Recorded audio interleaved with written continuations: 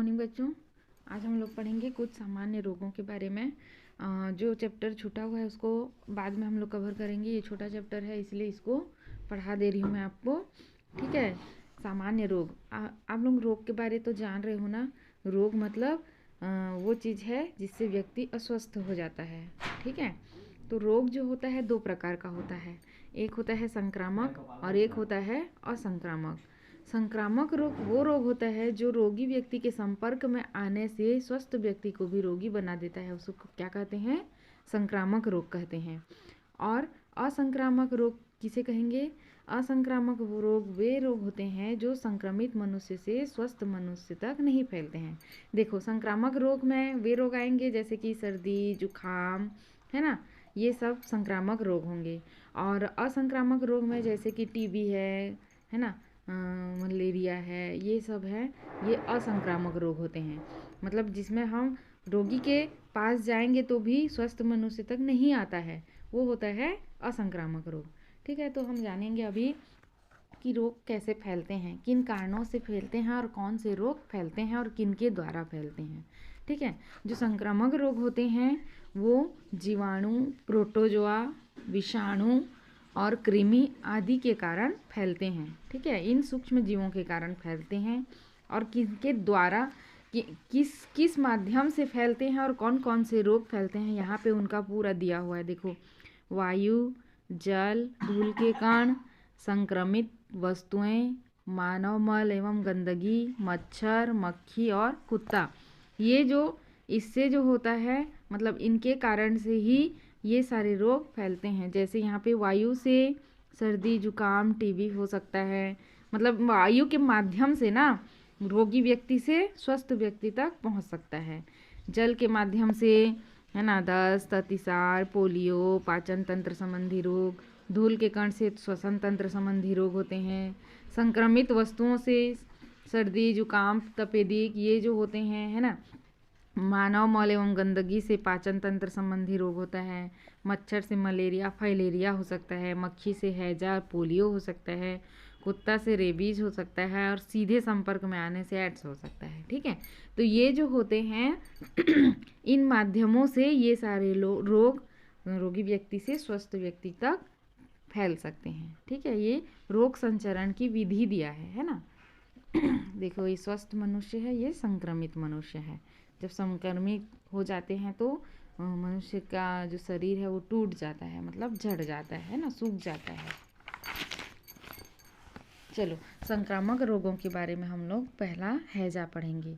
यह विब्रियो कॉलोरी नामक जीवाणु के द्वारा फैलता है और यह पाचन तंत्र को संक्रमित करता है। इसके लक्षण होते हैं रोगी को सफ़ेद और पतले दस्त, पेशियों में ऐंठन, धसी हुई आँखें, पिचके हुए गाल, है ना, और लो ब्लड प्रेशर होता है। और लंबे समय तक होते रहने से शरीर में जल की कमी हो जाती है जिसे डिहाइड्रेशन कहते हैं, दस्त के कारण, ठीक है। इससे रोगी की मृत्यु भी हो सकती है।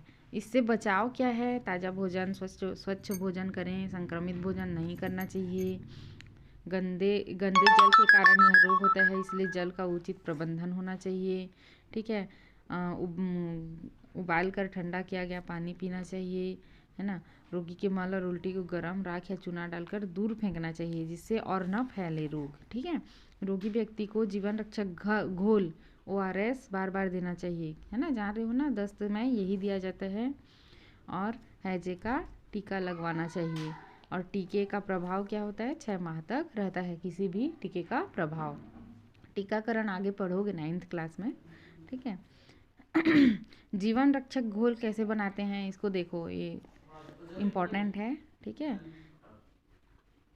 ये 200 मिलीलीटर पानी में गर्म करते हैं और उस पानी में क्या करते हैं, ठंडा होने देते हैं। उसमें नमक और शक्कर मिलाते हैं और आधा नींबू का रस डालते हैं। यह घोल तैयार है, ठीक है। समझ में आया? ORS का घोल कैसे बनाता है, जिसको हम rehydration solution, oral rehydration solution कहते हैं, ठीक है। दूसरा संक्रामक रोग है तपेदिक या टीबी, जिसको ट्यूबरकुलोसिस कहते हैं।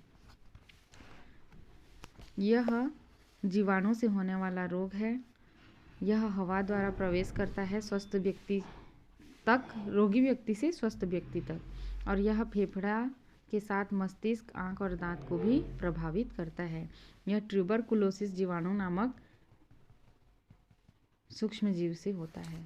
ठीक है, इसके लक्षण क्या है? बुखार और खांसी के साथ बलगम आए तो टीबी हो सकता है, और बलगम के साथ खून भी आ सकता है ज़्यादा संक्रमण होने पर। सीने में दर्द, वजन में कमी, भूख न लगना आदि लक्षण है।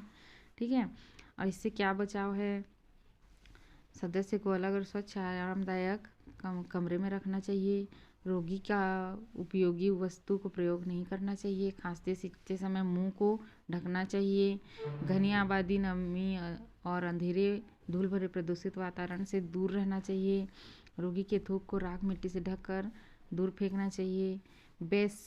बेसिलस कॉर्मेटी गुएरिन का टीका टीबी का टीका होता है।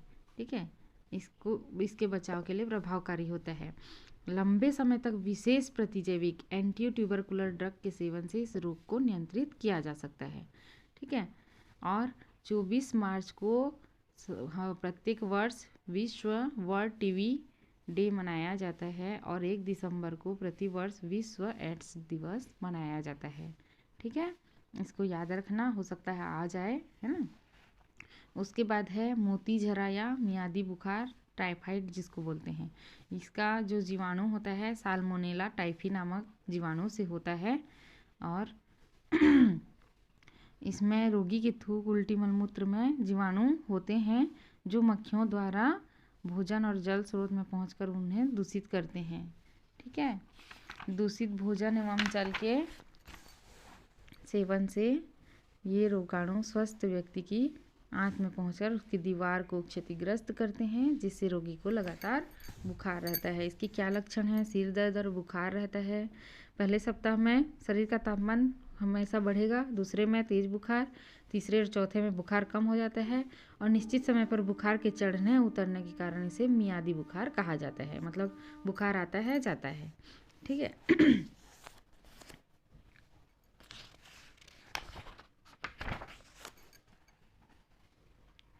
उदर के ऊपरी भाग में गुलाबी रंग के चकत्ते उभर आते हैं, पेट में, है ना। रोगी को मूर्छा आती है, वो बेहोश हो जाता है, और नब्ज धीमी चलती है। नाड़ी, ठीक है।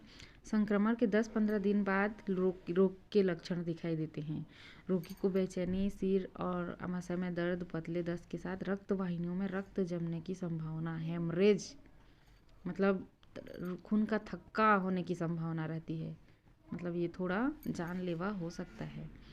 2-3 सप्ताह बाद अस्थि मज्जा, प्लीहा, पित्ताशय के संक्रमित होने से दोबारा टाइफाइड होने की संभावना रहती है। टाइफाइड जो होता है बार बार आता है। ठीक है, इससे क्या बचाव है? उचित भोजन, उबला जल, पर्याप्त आराम, मक्खियों से भोजन को बचाएं। ठीक है, और रोगी के मल का उचित निवारण होना चाहिए। रोगी द्वारा प्रयुक्त वस्तु को डेटॉल से धोना चाहिए, धूप में सुखाना चाहिए।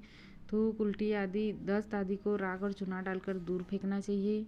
रोगी को TAB का टीका लगाना चाहिए, जो 3 वर्ष के लिए सुरक्षा देता है।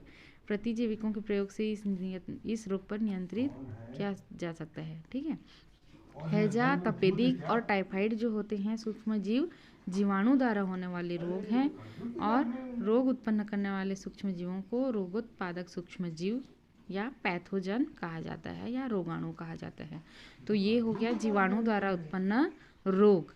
ठीक है, आप इसके उत्तर लिख लेंगे। ठीक है, कल मैं आपको प्रोटोजोआ द्वारा उत्पन्न रोग और विषाणु द्वारा उत्पन्न रोग के बारे में पढ़ाऊंगी। आज यही। ठीक है।